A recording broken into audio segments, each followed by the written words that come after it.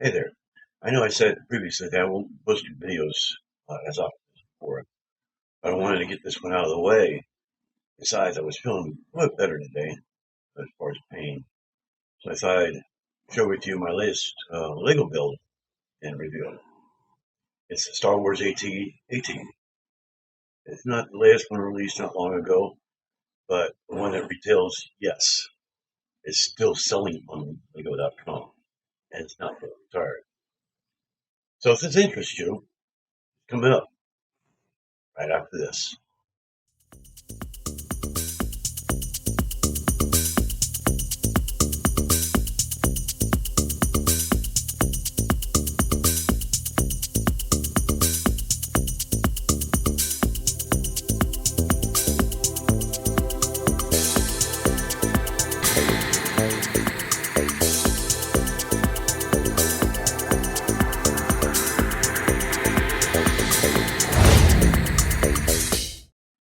Hi. Star Wars 18T is quite large and features 6 minifigs. I've actually added my Snowtrooper battle pack, and that's more Snowtroopers in here than normal. But it comes with 6 minifigs. This side over here to reveal. It comes with two, I believe. So I've added the other three. You see the minifig inside. You can also open this here, reveal the other three in there. So as far as the legs, though, I'm not sure about the legs. Just they make this very flimsy. I don't really want to touch it because it falls over very easily, tops over at any given moment, and that's why I'm tempting not to move it too much.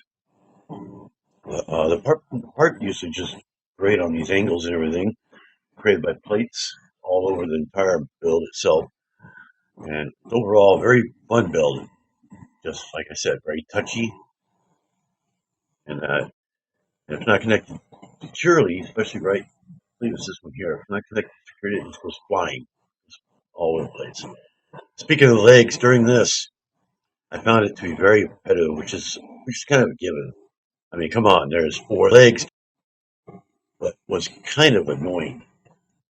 I built this previously and since lost a few small pieces. You can see down underneath here. So I had to improvise by replacing the parts with the ones to do the same job.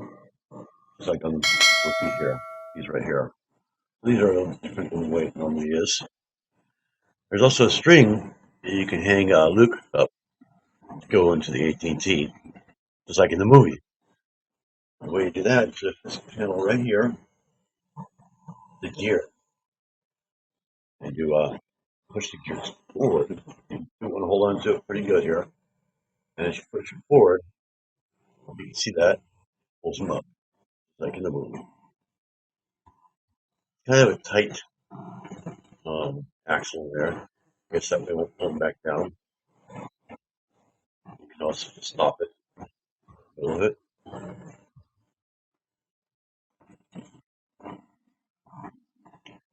That just hangs there. Hopefully it won't topple it down when you do that. But I found that the best position to keep it in is straight up, like it is right now. If you bend these, it tends to topple over very easily. That's probably why Lego created the new UCS AT&T later, which seems sturdier than this one. It currently sells on Lego.com for $169.99. I think I got it for somewhat a little bit less about 3 years ago, since prices have gone up since. It's mostly Technic pieces inside. We can see a little bit in here. I don't want to move it too much. I see a little piece right here. Of course, you can see the doors here, Technic pieces there.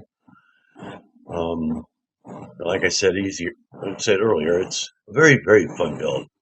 Just a very touchy build.